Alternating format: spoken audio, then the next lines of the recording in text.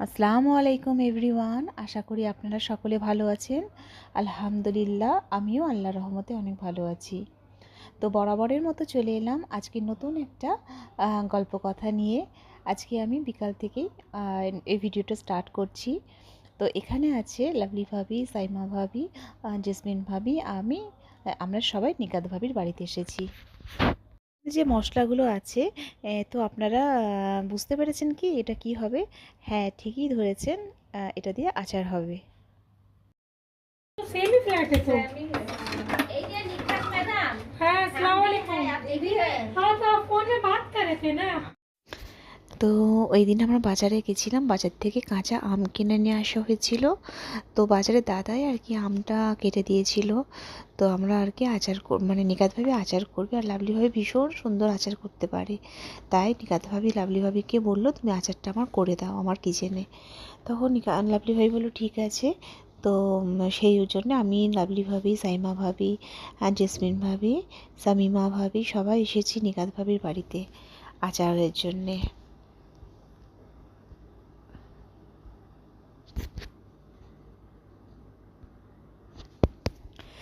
আমি কখনোই দুহাত ভর্তি বন্ধু চাইনি, বরং এমন একটা বন্ধু চেয়েছি যাকে দেখিয়ে এক যুগ পরেও গল্প করে বলতে পারবো, ও আমার বেস্ট ফ্রেন্ড, ও আমার ইন্টিমেট ফ্রেন্ড। আমি এমন কোনো বন্ধু চাইনি যে আমার মন খারাপে আমাকে পাশ কাটিয়ে চলে যাবে, বরং এমন একটা বন্ধু চেয়েছি যে আমার চোখের ভাষা থেকে বুঝে যাবে আমার মন ভালো নেই। আমাকে ব্যস্ততার অজুহাত দেখাবে এমন বন্ধু কিন্তু আমি চাই না, বরং এমন একটা বন্ধু চাই যাকে নিয়ে হুটহাট মন খারাপে নিরিবিলি কোনো জায়গায় গিয়ে ঘন্টার পর ঘন্টা কথা বলা যাবে। আমি এমন কোনো বন্ধু চাই না যাকে প্যারা দিয়ে সে কপাল কুঁচকে আমাকে ঘুমিয়ে পড়তে বলবে, কিংবা আমার সমস্যাগুলো নিয়ে সমালোচনা করবে, হাসি তামাশা করবে। বরং এমন একটা বন্ধু চাই যে আমার মন খারাপে সব কিছু ছেড়ে ছুটে এসে আমাকে সামলাবে। ফর্মালিটি মেনটেন করা বন্ধু আমি একদমই চাই না, বরং এমন একটা বন্ধু চাই যাকে শত মন খারাপেও জড়িয়ে ধরে কাঁদতে পারা যায়। বরং এমন একটা বন্ধু চাই যে আমার সকল বিপদে, আমার বিপদে আমার ভেঙে পড়ার সময়গুলোতে আমাকে মানসিকভাবে সাপোর্ট করতে পারবে, যে আমাকে সকল বিপদ আপদে আমাকে ভেঙে পড়ার সময়গুলোতে नमक से कहा किया ना। पानी में तो चल जाता है। हाँ हाँ वो तो नमक जितना दीजिए ज़्यादा नहीं होगा। पता नहीं आपके সাপোর্ট করতে পারবেন, যে আমার সকল বিপদে, আমার ভেঙে পড়ার সময়গুলোতে আমাকে মানসিকভাবে সাপোর্ট করতে পারবে। সাংসারিক ব্যস্ততার আমাকে ভুলে যাবে এমন বন্ধু কিন্তু আমার চাই না, বরং এমন একটা বন্ধু চাই যাকে নিয়ে সারা জীবন আমার খারাপ ভালো নানা রকম স্মৃতি জমতে থাকবে। আমার এমনই একটা বন্ধুর মতো বন্ধু চাই। জীবনে ফ্যামিলির যেমন প্রয়োজন, ঠিক তেমনি একটা ভালো বন্ধুরও প্রয়োজন আছে। লাভলি ভাবি খুব সুন্দরভাবে আচারগুলোকে তৈরি করছে। মেথি আছে, কালো জিরে আছে, হ্যাঁ এগুলো মানে একটু ভালোভাবে ভেজে নিলে কি হয়, একটা সুন্দর স্মেল মানে আসে। তো এইভাবে পরপর পরপর আর কি আচারটা করছে। তো পুরো আচারটাই কিন্তু আমি আপনাদেরকে দেখিয়েছি। আর লোকে আমাকে জিজ্ঞাসা করে, তুমি এত খুশি থাকো কেমন করে? উত্তরে তাদের বলি, আমি লোকের খুশিতে জ্বলি না, আর নিজের দুঃখের কথা কাউকে বলি না। কে বা কারা এখন আমার ভিডিওটা দেখছেন সেটা তো আমি জানি না। তো ভিডিওর কোনো অংশ যদি আপনাদের ভালো লেগে থাকে, যদি মনে হয় ভিডিওটি একটি লাইক পাওয়ার যোগ্য, তাহলে প্লিজ আমার ভিডিওটিকে একটি লাইক করে দেবেন। আর যদি মনে হয় ভিডিওটি অনেক বেশি ভালো লেগে থাকে, তাহলে অবশ্যই সাবস্ক্রাইব করবেন, কারণ আপনার একটা লাইক এবং সাবস্ক্রাইব আমার জন্য অনেকটা গুরুত্বপূর্ণ। আর যারা অলরেডি আমার মানে ভিডিওটিকে লাইক এবং সাবস্ক্রাইব করেছেন, তাদের জন্যে অনেক অনেক শুক্রিয়া এবং অনেক অনেক দোয়া রইল। Thank you so much. এরপরে লাভলি ভাবি সব রকমের মশলা দিয়েছে। দেওয়ার পরে আমগুলোকে খুব ভালোভাবে মাখিয়ে নিতে হবে। মাখিয়ে নিচ্ছে, এখন খুব সুন্দর করে মাখিয়ে নিতে হবে।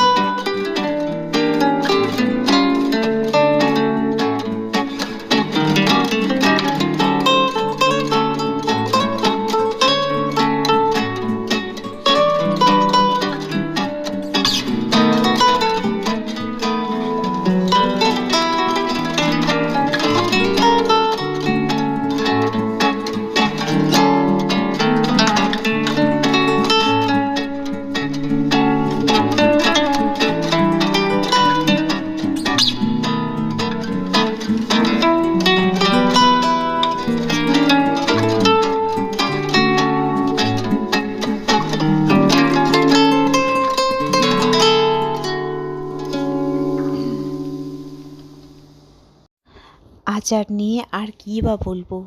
আচার হচ্ছে এমনই একটা জিনিস যেটার মানে গুণাগুণ তো আমার পক্ষে বিচার করা অসম্ভব ব্যাপার। হ্যাঁ, আচার ছাড়া সত্যি কোনো কিছু মানে চলে না। আচার তো 12 মাসই আমাদের লাগে খাবারে। ভাতের সাথে লাগে, রুটির সাথে লাগে। আচার হলে খাওয়ার মানে মুখের যে স্বাদ বা আছে সেগুলো আরও বেড়ে যায়, খেতে তৃপ্তি লাগে। আচার বলেন বা ভর্তা বা কোনো স্যালাড, এগুলো হলে ভীষণভাবে খাওয়ার একটা এনার্জি বেড়ে যায়। তো আচার তো আমার ঘরে তো আচার 12 মাস আচার থাকে।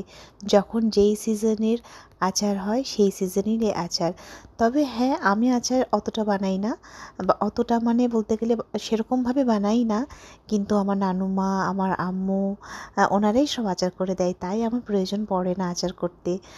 আমার যে কিচেনে একটা পুরো সেলফ আছে, সেটা হচ্ছে পুরো সেলফটাই হচ্ছে আমার আচারে ভর্তি আছে।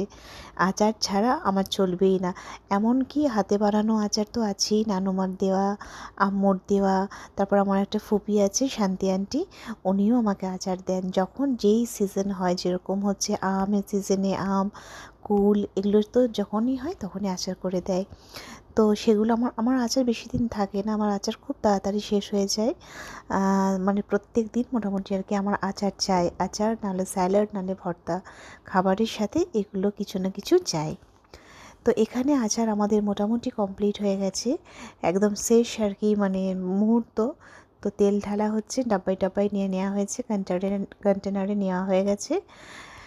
তো এখন আর কি মানে সব আচারগুলোকে ভরে দেওয়া হচ্ছে। মোটামুটি আমাদের আচার কমপ্লিটের দিকে, এবার ভরে দিলেই আমাদের আচার কমপ্লিট হয়ে যাবে।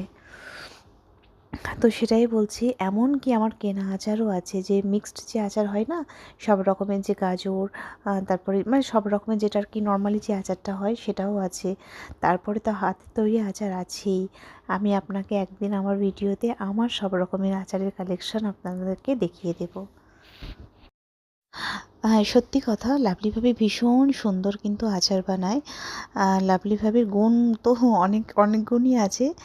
তার মধ্যে আচার, হাতের রান্না, এগুলো লাভলি ভাবি ভীষণ সুন্দর করে, ভীষণ সুন্দর। এরপরে আচারগুলোকে রোদে দেওয়া হবে, কারণ আচার যত রোদে দেওয়া হবে তত বেশি ভালো। এটা মোটামুটি কয়েক মাস রোদে দিলে তাহলে বেশি ভালো থাকবে। আর আচারটা একটু সফট বা নরম হবে, মশলাগুলো আরও বেশি ভালোভাবে ঢুকবে, তবে আচারটা বেশি ভালো হবে। এখানে রিকাত বাবির ছোট ছেলে আজলান বাবু, ও কি কিউট, মাশাল্লাহ খুব কিউট। এখানে আয়ান, আজলান সব ওরা খেলছিল দুজনে। নিকাত ভাবির 5 ফ্লোরে থাকে, তো ওখান থেকে ভিউটা আমি নিলাম ব্যালকানিতে এসে, ভীষণ সুন্দর লাগছিল। আর ওয়েদারটা তো মানে এখন তো বর্ষার দিন, মানে ওয়েদারটা যখন মানে হয়ে যায় এত ভালো লাগে ওয়েদারটা। আর সিনারিগুলো দেখুন আপনারা, ভীষণ সুন্দর লাগছে এখান থেকে। এখানেই বাচ্চারা খেলাধুলা করে, আমাদের যখন প্রয়োজন হয় আমরা এখান থেকে ডেকে নিই। ওরা ডাকলেই ওরা চলে আসে ওপরে। তো নিখাত ভাবি তো কিছুতেই চা না খাইয়ে ছাড়বে না, তাই চা বললো চা খেয়ে যাও।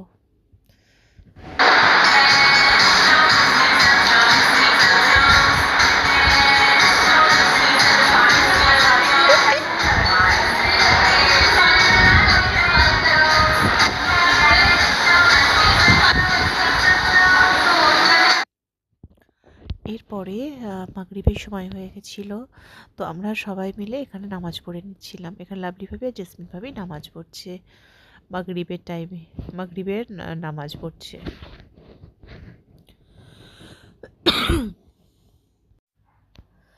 জ্বর হবার পরে মানে এত যে শরীর দুর্বল হয়ে আছে, কি বলবো, জ্বর ছেড়ে গেছে কিন্তু হালকা হালকা কাশি রয়েই গেছে।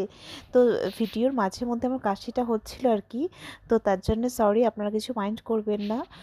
অনেক ওষুধ খেয়েছি কাশির, কিন্তু কিছুতেই কাশি সেরে গেছে, কিন্তু অল্প অল্প মাঝে মধ্যে হচ্ছে কাশি। তো একটু উইকও আছে, কিন্তু এখন আলহামদুলিল্লাহ আগের থেকে অনেকটাই বেটার, আলহামদুলিল্লাহ। আল্লাহর কাছে লাখ লাখ কোটি কোটি শুক্রিয়া যে অবস্থায় আমরা আছি। নিখাত ভাবি চাটা খুব সুন্দর হয়েছিল।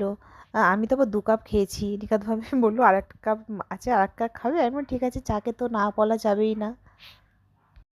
এটাও নিখাত ভাবি কী একটা করেছিল বেশ, আমি নামটা এখন ঠিক মনে পড়ছে না, নামটা ঠিক ভুলে গেছি। তো এটা খুব টেস্টি হয়েছিল। তো এটা এমনিও খাওয়া যায়, আবার ভাবি বলল যে দইয়ের সাথে টক দইয়ের সাথে খাও, বেশ ভালো লাগবে। তো এই খাবার আমি তো কখনো খাইনি, এটা আমার ফার্স্ট টাইমই খাওয়া। এটা কী বেশ বলে, নামটাও আমি ঠিক মানে ভুলে গেছি। তো খুব টেস্টি ছিল। আজকের ভিডিওটা কেমন লেগেছে প্লিজ লাইক করবেন, কমেন্ট করে অবশ্যই কিন্তু জানাবেন যে ভিডিওটা আমার কেমন হয়েছে। তো আজকে আমি আজলান বাবুকে দিয়ে শেষ করলাম। আসসালামু আলাইকুম, আল্লাহ হাফেজ। এরপরে নিয়ে আসবো নতুন একটা ব্লগ নিয়ে।